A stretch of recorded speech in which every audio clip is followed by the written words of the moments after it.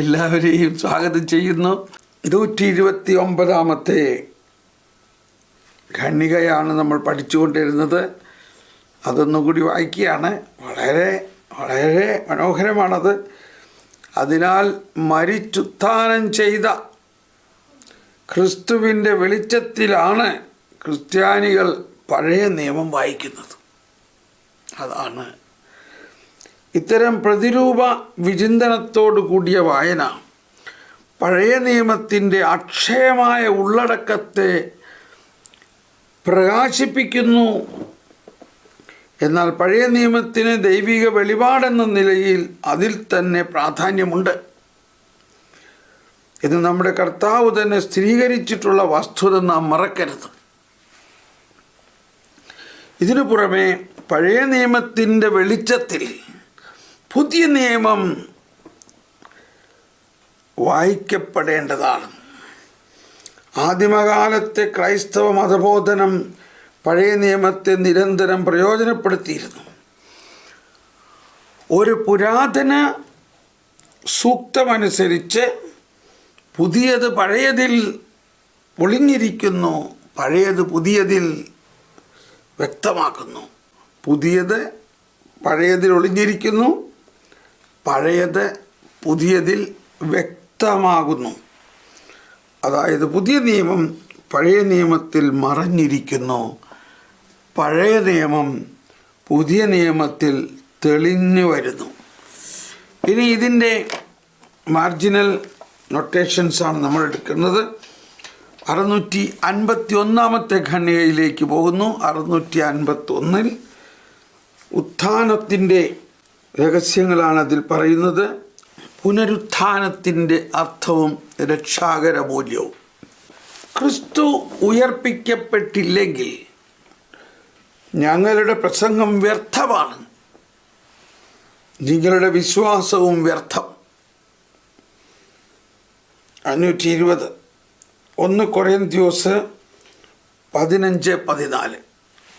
1 കൊറിന്ത്യോസ് 15:14. ഇപ്പോൾ വായിക്കുന്നത് 651-ാമത്തെ ഖണ്ഡിക 171-ാമത്തെ പേജാണ് എൻ്റെ ഈ പുസ്തകത്തിൽ. ക്രിസ്തു ഉയർപ്പിക്കപ്പെട്ടില്ലെങ്കിൽ ഞങ്ങളുടെ പ്രസംഗം വ്യർത്ഥമാണ്, നിങ്ങളുടെ വിശ്വാസവും വ്യർത്ഥം. പുനരുത്ഥാനം സർവോപരി ക്രിസ്തു സകല പ്രവൃത്തികളുടെയും പ്രബോധനങ്ങളുടെയും സ്ഥിരീകരണമാണ്. പുനരുത്ഥാനം ക്രിസ്തു സകല പ്രവൃത്തികളുടെയും പ്രബോധനങ്ങളുടെയും സ്ഥിരീകരണമാണ്. ക്രിസ്തു വാഗ്ദാനം ചെയ്തിരുന്നത് പോലെ തൻ്റെ ദൈവിക അധികാരത്തിൻ്റെ നിയതമായ തെളിവ് തൻ്റെ പുനരുത്ഥാനം വഴി നൽകിയെങ്കിൽ എല്ലാ സത്യങ്ങളും മനുഷ്യബുദ്ധിക്ക് ഏറ്റവും അനഭിഗമ്യമായിട്ടുള്ളവ പോലും അവയുടെ ന്യായീകരണം കണ്ടെത്തുന്നു. Price the Lord. പുനരുത്ഥാനം സർവോപരി ക്രിസ്തു സകല പ്രവൃത്തികളുടെയും പ്രബോധനങ്ങളുടെയും സ്ഥിരീകരണമാണ്. ക്രിസ്തു വാഗ്ദാനം ചെയ്തിരുന്നത് പോലെ തൻ്റെ ദൈവീക അധികാരത്തിൻ്റെ നിയതമായ തെളിവ് തൻ്റെ പുനരുത്ഥാനം വഴി നൽകിയെങ്കിൽ എല്ലാ സത്യങ്ങളും മനുഷ്യബുദ്ധിക്ക് ഏറ്റവും അനഭിഗമ്യമായിട്ടുള്ള പോലും അവയുടെ ന്യായീകരണം കണ്ടെത്തുന്നു.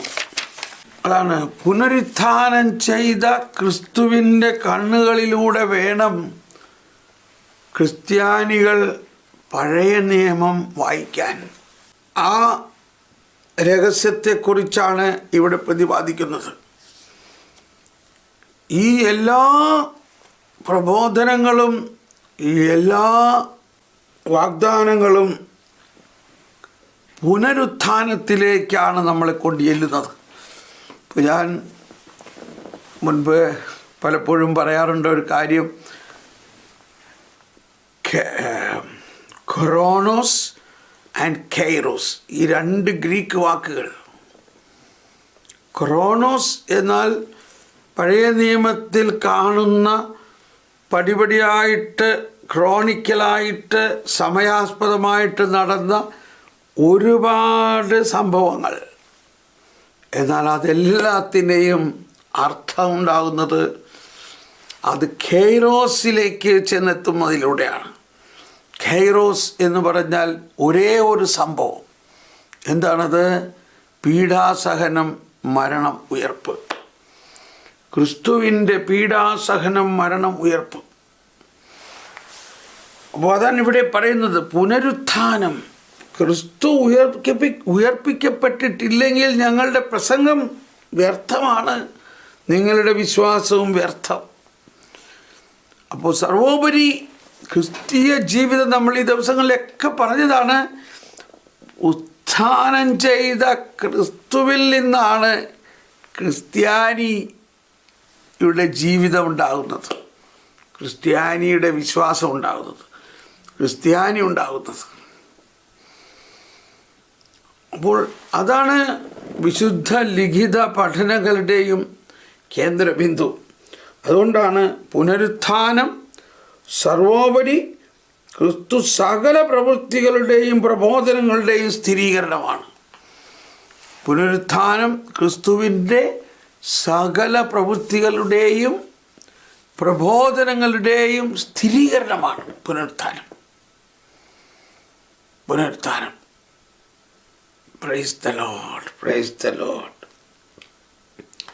ക്രിസ്തു വാഗ്ദാനം ചെയ്യുന്നത് പോലെ തൻ്റെ ദൈവിക അധികാരത്തിൻ്റെ നിയതമായ തെളിവ് തൻ്റെ പുനരുത്ഥാനം വഴി നൽകിയെങ്കിൽ അതാണ് വിശ്വാസ പ്രമാണത്തിലും എല്ലാം നമ്മൾ പറയുന്നത്.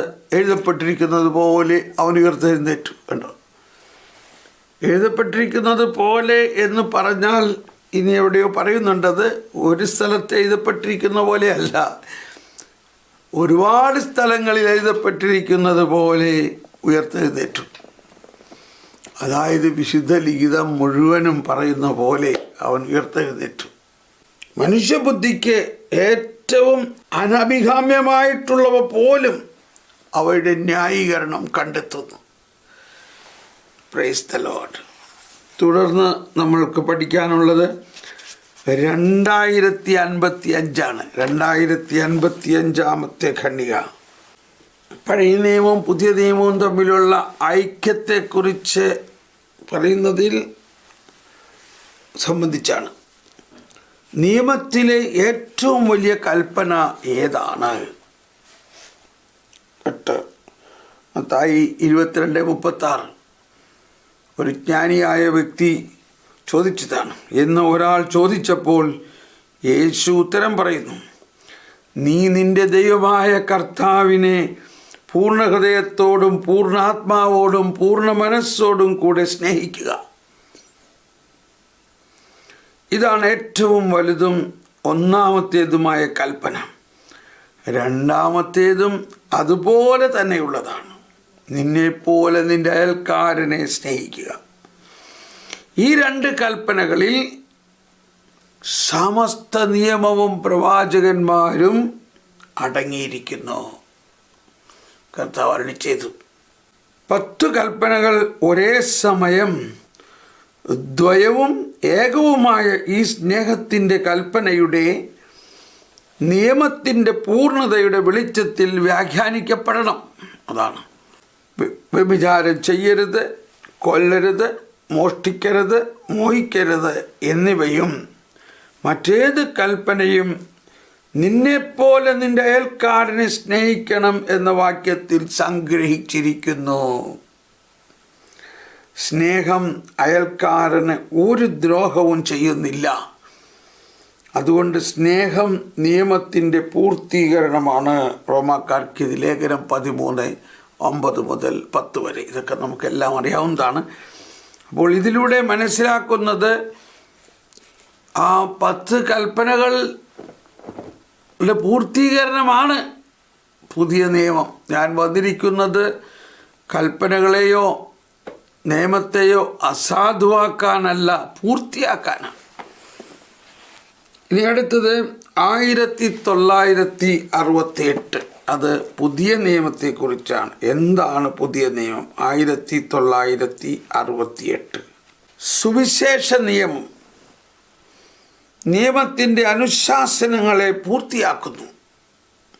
മലയിലെ പ്രസംഗത്തിൽ കർത്താവ് പഴയ നിയമത്തിലെ ധാർമ്മിക നിർദ്ദേശങ്ങളെ മാറ്റിക്കളയുകയോ അവയുടെ വില കുറയ്ക്കുകയോ ചെയ്യുന്നില്ല. എന്നാൽ അവയുടെ നിഗൂഢ സാധ്യതകളെ തുറന്നു കാണിക്കുകയും അവയിൽ നിന്ന് പുതിയ ആവശ്യങ്ങൾ ഉണ്ടാകാൻ ഇടയാക്കുകയും ചെയ്യുന്നു. അവയുടെ ദൈവികവും മാനുഷികവുമായ മുഴുവൻ സത്യത്തെയും അത് വെളിവാക്കുന്നു. അത് പുതിയ ബാഹ്യ നിയമങ്ങൾ കൂട്ടിച്ചേർക്കുന്നില്ല. പിന്നെയോ ശുദ്ധവും അശുദ്ധവുമായവയിൽ നിന്ന് തിരഞ്ഞെടുപ്പ് നടത്തുന്ന മനുഷ്യൻ്റെ പ്രവൃത്തികളുടെ മൂലമായ ഹൃദയത്തെ നവീകരിക്കുന്നു. പിന്നെയോ ശുദ്ധവും അശുദ്ധവുമായവയിൽ നിന്ന് തിരഞ്ഞെടുപ്പ് നടത്തുന്ന മനുഷ്യൻ്റെ പ്രവൃത്തികളുടെ മൂലമായ ഹൃദയത്തെ നവീകരിക്കുന്നു. 22 മത്തായി 15, 18, 19 മത്തായി 15. അവിടെ വിശ്വാസവും ശരണവും സ്നേഹവും അവയോടൊപ്പം മറ്റു സുഹൃതങ്ങളും രൂപപ്പെടുന്നു.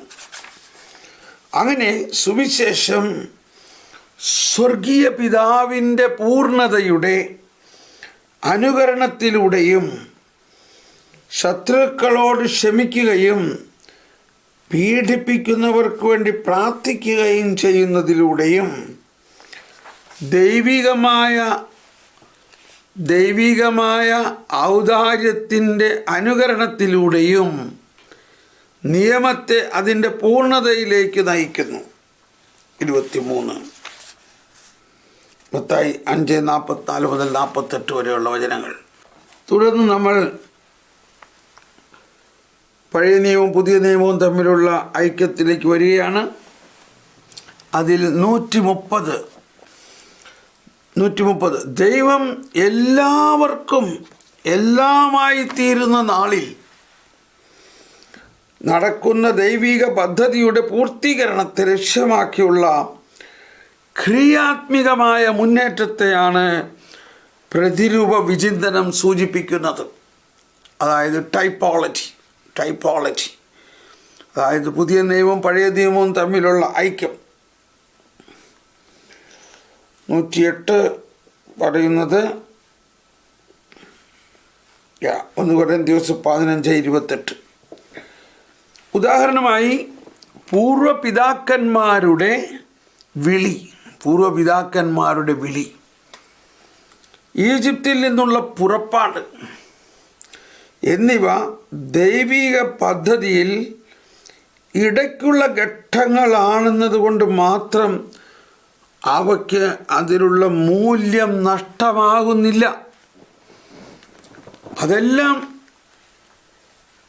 പഴയ നിയമം പുതിയ നിയമം തമ്മിലുള്ള ഐക്യത്തിന് ആവശ്യമാണത്. അതെല്ലാം ഒരു ടൈപ്പോളജി തന്നെയാണ്.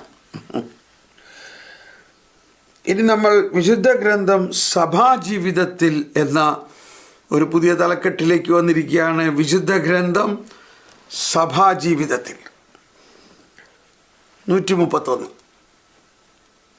സഭയ്ക്ക് താങ്ങും ശക്തിയും സഭാ തനയർക്ക് കരുത്തും ആത്മാവിന് പോഷണവും ആധ്യാത്മിക ജീവിതത്തിന് സംശുദ്ധവും സനാതനവുമായ ഉറവിടവും ആകത്തക്ക വിധം ബലവും കഴിവും ഉള്ളതാണ് ദൈവവചനം. Praise the Lord, praise the Lord. ദൈവവർബം 21 എന്തോ ഒരു മനോഹരമാണ്. ഈ പ്രാധാന്യം നമ്മൾ കൊടുക്കുന്നുണ്ടോ? തുടർന്ന് അതിനാൽ ക്രിസ്തീയ വിശ്വാസികൾക്ക് വിശുദ്ധ ഗ്രന്ഥങ്ങളിലേക്കുള്ള മാർഗം വിശാലമായി തുറന്നിടണം. അതുകൊണ്ടാണ് നമ്മൾ കാറ്റക്കിസം പോലെ തന്നെ ബൈബിൾ പഠിക്കുന്നതും ബൈബിളിനെക്കുറിച്ച് ആഴത്തിൽ പഠിക്കുന്നതും. അപ്പോൾ സഭയ്ക്ക് താങ്ങും ശക്തിയും, സഭാ തനയർക്ക് കരുത്തും, ആത്മാവിന് പോഷണം. അതാണ് ആത്മാവിന് പോഷണം.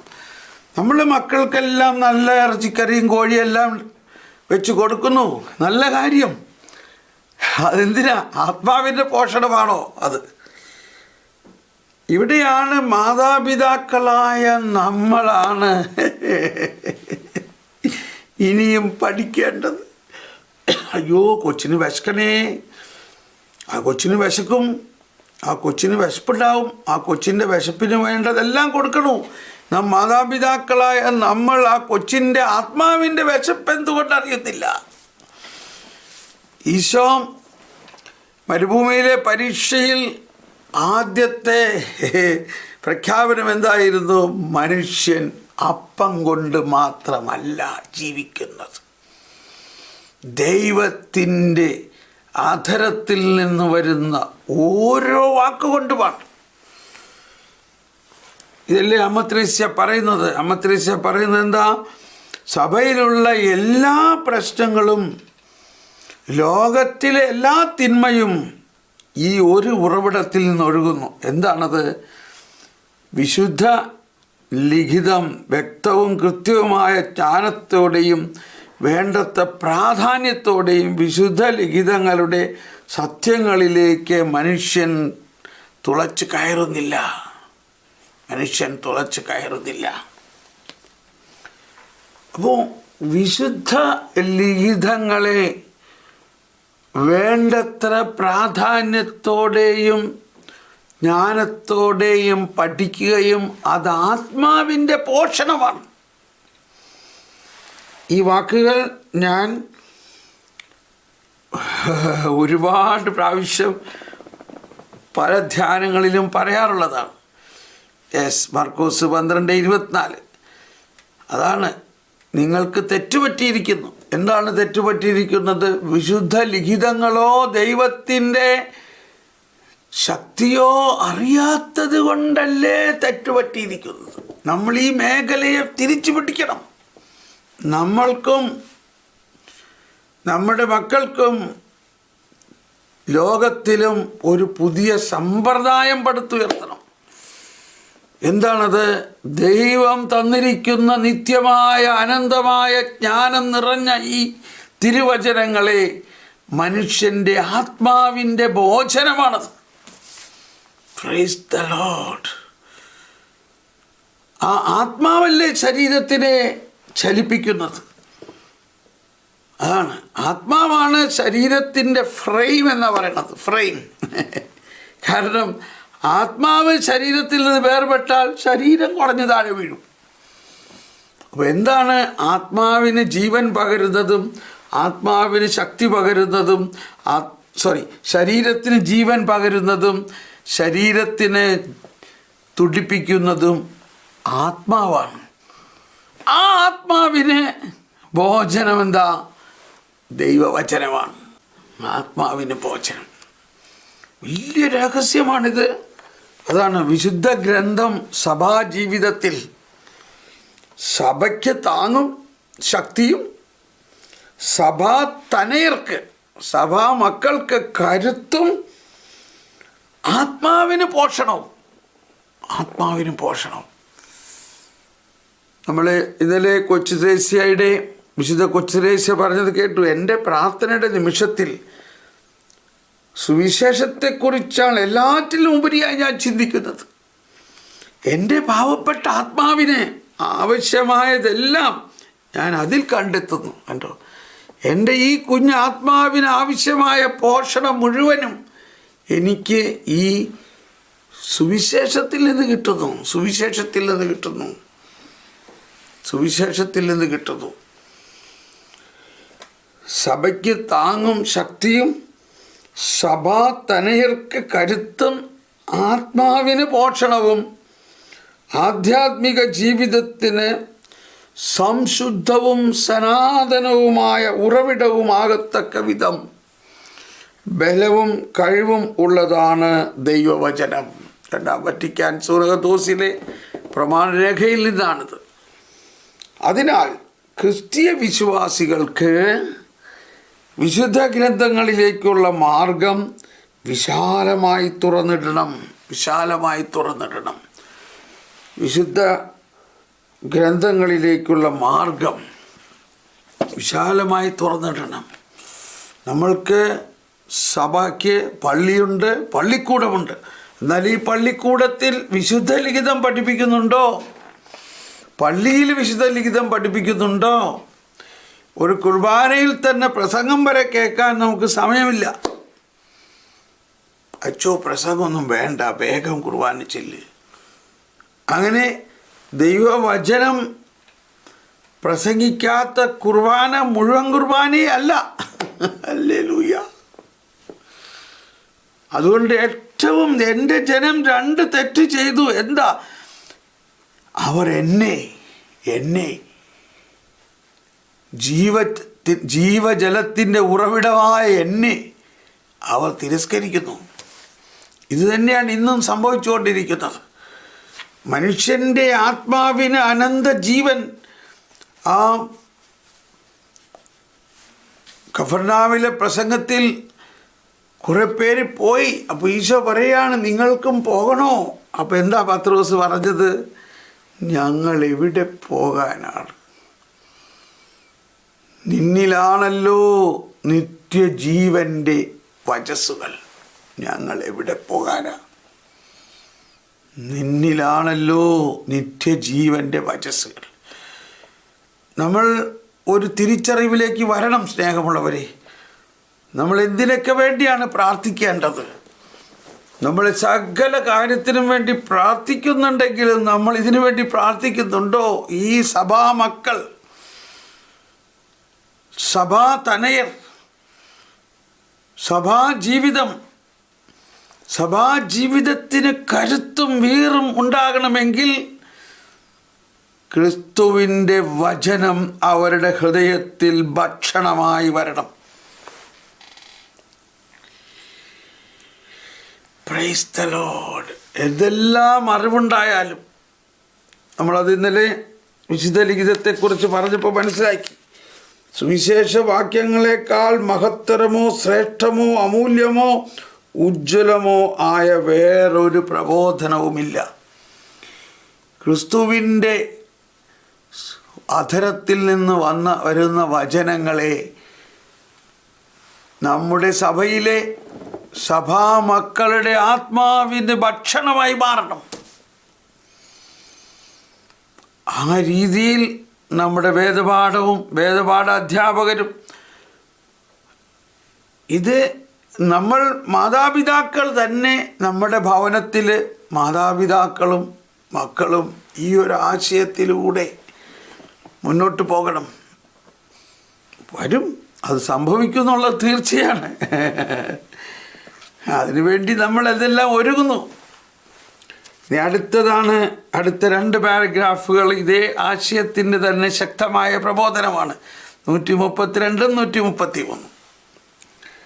ഇപ്പോൾ ഞാൻ ദൈവവചനത്തെക്കുറിച്ച് ക്ലാസ് എടുക്കുമ്പോൾ ഇതെല്ലാം നമ്മൾ ഉൾപ്പെടുത്തണം. നമ്മളൊരു ക്ലാസ് എടുക്കാൻ പോവുകയാണ്. ദൈവവചനം, ഈശോ എന്ത് പറഞ്ഞു? എൻ്റെ വചനം ആത്മാവും ജീവനുമാണ്.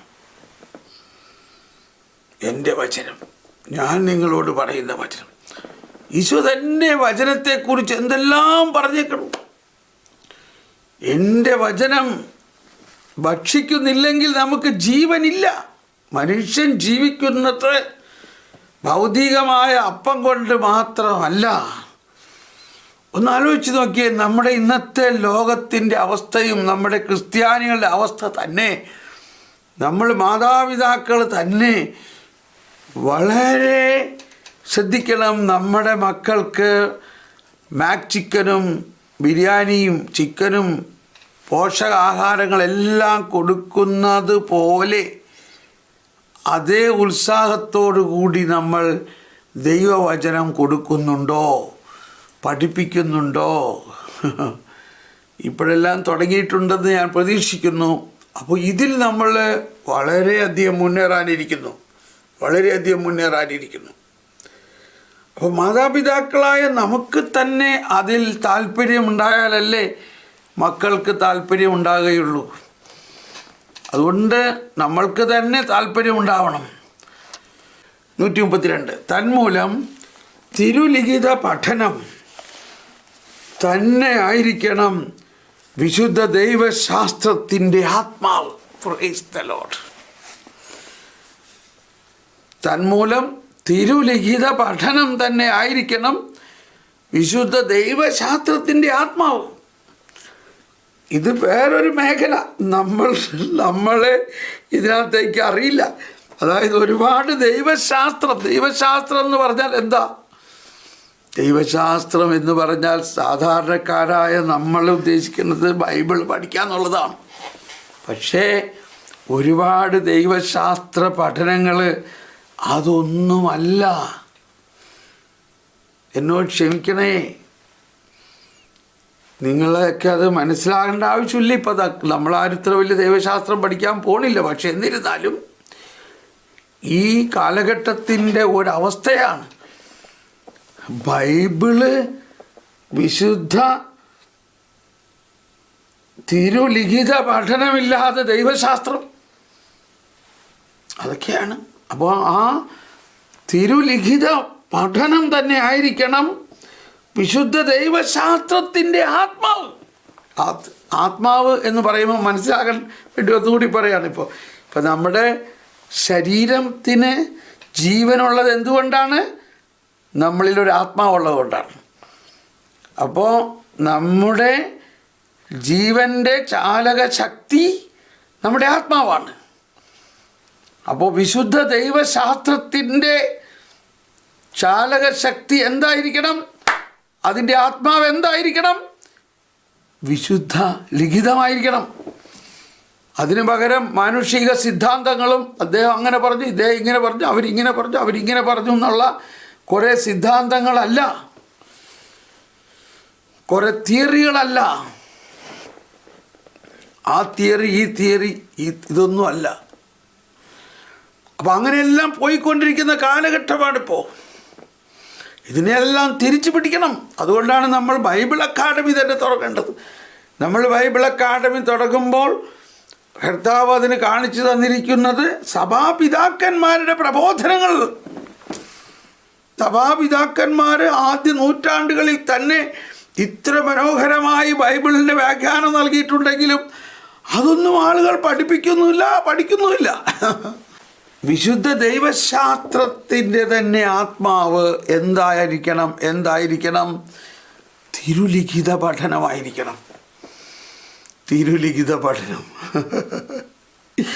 ഞാൻ പണ്ട് സെമിനാരിയിലൊക്കെ കുറേ ധ്യാനിപ്പിച്ചിട്ടുണ്ട്. എല്ലാ സെമിനാരികളിലും ഞാൻ ധ്യാനിപ്പിച്ചിട്ടുണ്ട്. അപ്പോൾ അത് കഴിഞ്ഞ് എന്നെ ഒരു പത്രം ഇൻ്റർവ്യൂ ചെയ്തു, നമ്മുടെ സഭാപത്രം. അപ്പോൾ എന്താ നിങ്ങൾ സെമിനാരിയിലൊക്കെ ധ്യാനിപ്പിച്ചിട്ട്? അപ്പോൾ ഞാൻ പറഞ്ഞു, ഞാൻ ഉദ്ദേശിച്ചിരുന്നത് സെമിനാരിയിലെല്ലാം ഈ വിശുദ്ധ ലിഖിത പഠനമാണ് മുഖ്യസ്ഥാനം, പക്ഷെ അതല്ല എന്നെനിക്ക് മനസ്സിലായി എന്ന് പറഞ്ഞു. അവരത് ഭയങ്കര ഹെഡ്ലൈനായിട്ട് കൊടുത്തു. അതോടെ സെമിനാരിക്കാരൊക്കെ എന്നെ ആക്രമിക്കാൻ തുടങ്ങി. ഒരു വിഭാഗം പേര് പറഞ്ഞു അത് കറക്റ്റാണ്, അവിടെ വേറെ ഒരുപാട് കാര്യങ്ങൾ പഠിപ്പിക്കുന്നുണ്ട്, വിശുദ്ധ ലിഖിതത്തിന് മുൻതൂക്കം കൊടുക്കുന്നില്ല എന്ന്. അതായത് ടോട്ടൽ ഇത്ര അവേഴ്സ് പഠനത്തിൽ എന്തെല്ലാം കാര്യങ്ങൾ പഠിക്കുന്നു, എന്നാൽ വിശുദ്ധ ലിഖിത പഠനത്തിന് എത്ര മണിക്കൂറുണ്ടെന്ന് ഒന്ന് അന്വേഷിച്ചാൽ മനസ്സിലാവും. പല ഇസങ്ങളും പഠിക്കുന്നു.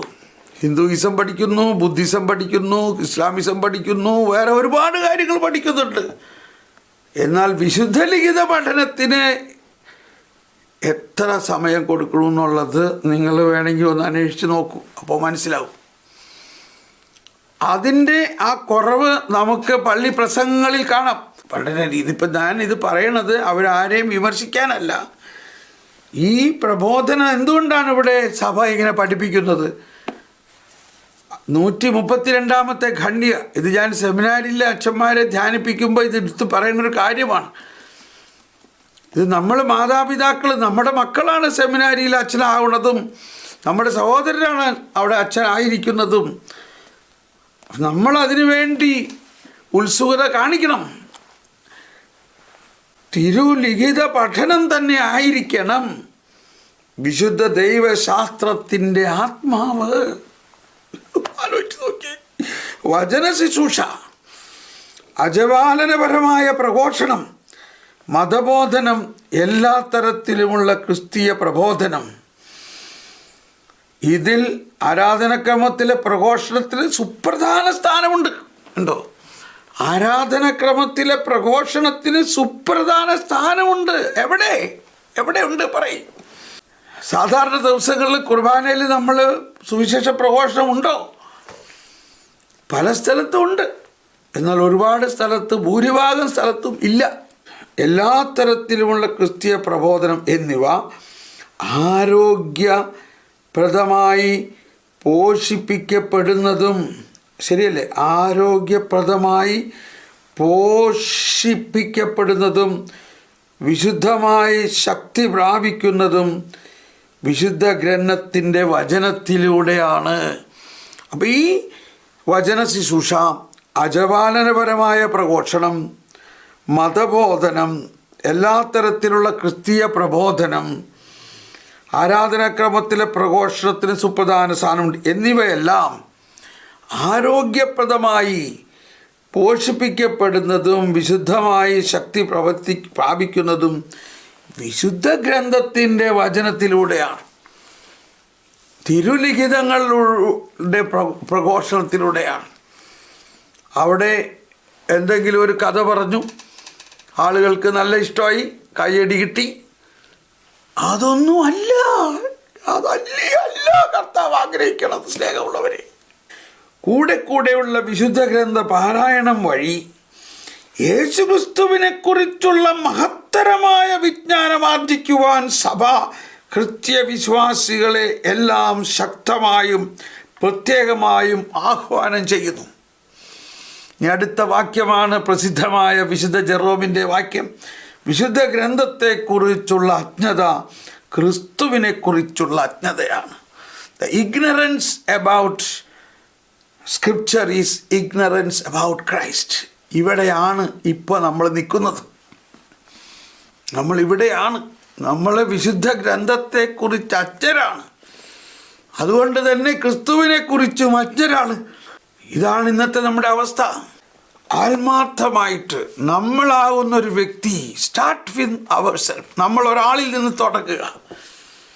നമ്മുടെ ജീവിതത്തിൽ ഈ വിശുദ്ധ ലിഖിതത്തിന്, സുവിശേഷത്തിന്, ക്രിസ്തുവിൻ്റെ വചനത്തിന് ഒന്നാം സ്ഥാനം കൊടുത്തുകൊണ്ട് എല്ലാ ദിവസവും നമ്മൾ തന്നെ പഠിക്കുക. Price the Lord. വിശുദ്ധ ഗ്രന്ഥത്തെക്കുറിച്ചുള്ള അജ്ഞത ക്രിസ്തുവിനെ കുറിച്ചുള്ള അജ്ഞതയാണ്. അപ്പം ഈ അജ്ഞത മാറാൻ വിശുദ്ധ ഗ്രന്ഥത്തെക്കുറിച്ചുള്ള, വിശുദ്ധ ഗ്രന്ഥം പഠിക്കണം, വിശുദ്ധ ഗ്രന്ഥം പഠിപ്പിക്കണം, വിശുദ്ധ ലിഖിതമായിരിക്കണം നമ്മുടെ ജീവിതത്തിൻ്റെയും സഭാജീവിതത്തിൻ്റെയും ആത്മാവ്. അങ്ങനെ ലെറ്റ് us സ്റ്റാർട്ട്. അതാണ് സങ്കീർത്തനം, 1-ാം സങ്കീർത്തനത്തിൽ പറയുന്നത്. അവൻ്റെ ആനന്ദം കർത്താവിൻ്റെ നിയമത്തിലാണ്, രാവും പകലും അവൻ അതിനെക്കുറിച്ച് ധ്യാനിക്കുന്നു. നീർച്ചാലിനരികെ നട്ടതും യഥാകാലം ഫലം തരുന്നതും ഇല കൊഴിയാത്തതുമായ വൃക്ഷം പോലെയാണവൻ. അവൻ്റെ പ്രവൃത്തികൾ സഫലമാകും. Praise the Lord.